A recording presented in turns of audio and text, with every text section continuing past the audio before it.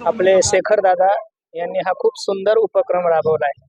बहुतांशी महाराष्ट्रातील सर्वच राजकीय लोकांनी जर धार्मिकतेतून वाढदिवस साजरे केले तर महाराष्ट्राला नव्हे देशाला एक चांगला संदेश जाईल. आणि धार्मिक कार्यक्रम ठेवल्यानंतर सर्व धर्मातले लोक येतात आणि निश्चित त्यांना वारकरी संप्रदायाच्या वतीने चांगले विचार ऐकायला मिळतात. आता मुंबईला आहे, उद्या माझं नागपूरला आहे. मी आज फ्लाईटला नागपूरला जाणार आहे. दररोज एक एक एक एक सेवा चालूच आहे. संप्रदायाची सेवा, धर्माची सेवा, धर्म जागृती जोरात चालू आहे. हरिभक्तपरायण पुरुषोत्तम महाराज पाटील, बुलढाणा. शेखर शेरे हा व्यक्ती गेली अनेक वर्ष या विभागामध्ये समाजकार्य कार्यरत आहे. अनेक वृद्ध लोकांचे सत्कार समारंभ असू दे किंवा तीर्थयात्रा क्षेत्री त्यांना घेऊन जायचं असू दे ते असू दे किंवा आणखी इतरही काही कामं असू देत, गेली अनेक वर्षापासून तो या ठिकाणी समाजकारण करत आहे. आणि आता मला वाटतं एक 3-4 महिन्यापूर्वी त्यांनी आपले मुख्यमंत्री एकनाथजी शिंदे साहेब यांच्या मार्गदर्शनातून आणि आपले आमदार सन्माननीय प्रकाशदादा सुर्वे यांच्या मार्गदर्शनाखाली शिवसेनेमध्ये प्रवेश केलेला आहे. आणि जसे अनाथांचे नाथ तसं आपण संबोधतो मुख्यमंत्र्यांना, त्याचप्रमाणे गोरगरिबांचे आमदार ज्यांना म्हणतो आपण प्रकाशदादा सुर्वे यांच्या पावलावर पाऊल ठेवून अतिशय चांगलं कार्य या विभागामध्ये करत आहेत. आज सुद्धा पाटील महाराजांचं या ठिकाणी कीर्तन होतं आणि आपण सर्वांनी बघितलं असेल, जवळजवळ 2 ते 3 हजार लोक या कीर्तन सोहळ्यामध्ये सहभागी झाली होती. त्याच्यानंतर या ठिकाणी अन्नदानाचा सुद्धा चांगला कार्यक्रम या ठिकाणी करण्यात आला.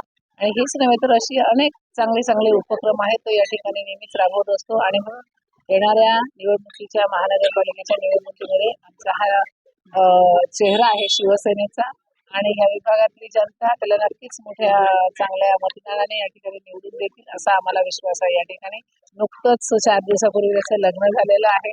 दोघा उभा आहेत त्यांना माझ्याकडनं आणि शिवसेनेच्या परिवाराकडनं शुभेच्छा. आणि 2 दिवसाच्या नंतर त्याचा वाढदिवस आहे 18 तारखेला. पण त्याच्यापूर्वीच एवढं चांगलं कार्य त्याने करायला घेतलं.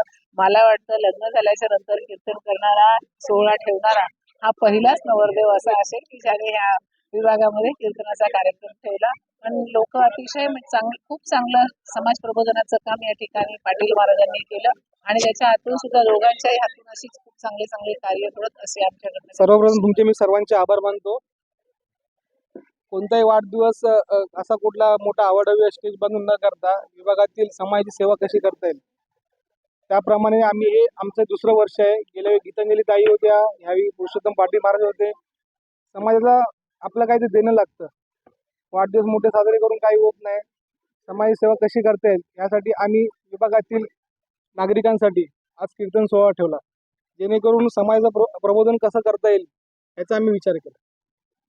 खरं तर जे महाराज आले होते हे बुलढाणावरून आले होते आणि विभागातील नागरिकांचा जसं गेल्या वर्षी प्रतिसाद होता त्याप्रमाणे आम्ही यावेळी चांगल्या महाराजांना अजून बोलवलं की अजून विभागातील नागरिकांना कसं संबोधन करता येईल.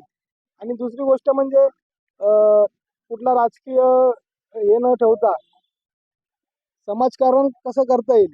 आज मी पण जो पक्षामध्ये गेलो हे कुठलं राजकारण न करता कुठल्या स्वार्थासाठी नाही, समाजाच्या विकासासाठी मी गेलो आहे.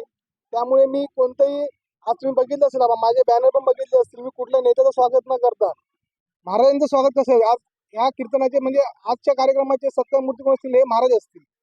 आम्ही महाराजांचा सत्कार केला आहे आणि आपले जे स्थानिक आमदार आहेत त्या प्रकाशदादांची अशी शिकवण आहे की जो प्रोग्राम आपण करतो त्या प्रोग्रामप्रमाणे त्या माणसाला आपण त्याची किंमत दिली पाहिजे, त्याचं स्वागत केलं पाहिजे. त्याप्रमाणे आम्ही आज विभागातील होतकरू मुलं असतील, तबलावादक असतील, आमचे बंड्या महाराज आहेत, त्यांची जी शिष्य आहेत ते शिकतात जे, त्यांना घेऊन आज त्यांनाही आमच्याकडनं जसं प्रोत्साहन तसं आम्ही देण्याचा प्रयत्न केला आहे. यांच्या वाढदिवसानिमित्त महाराष्ट्रातील सुप्रसिद्ध कीर्तनकार पुरुषोत्तम दादा पाटील यांचं कीर्तन ठेवलं होतं. अतिशय उत्तम माझ्या विद्यालयातील सर्व मुलं आणि शेखर दादा शेरे परिवार यांच्या वतीने खूप सुंदर असं नियोजन केलं होतं. ह्या कार्यक्रम महाराष्ट्रात त्या अख्ख्या म्हणजे ऑल इंडियामध्ये गेला. हा कार्यक्रमाचं इतकं महत्व आहे की या कार्यक्रमात प्रथम एवढ्या मोठ्या लेवलचा कार्यक्रम दादानी करून दाखवला. त्यांचं नियोजन, त्याच्या मागे असणारी त्यांची तळमळ, त्यांच्या असणारे मागे असणारा त्यांचा परिवार, त्यांच्या असणारे मित्रमंडळ, त्यांच्या मागे असणारे सर्वच वारकरी संप्रदायातील लोक असतील, त्यांनी सर्वांनी एकजुटी येऊन हा कार्यक्रमाची आनंद घेतला.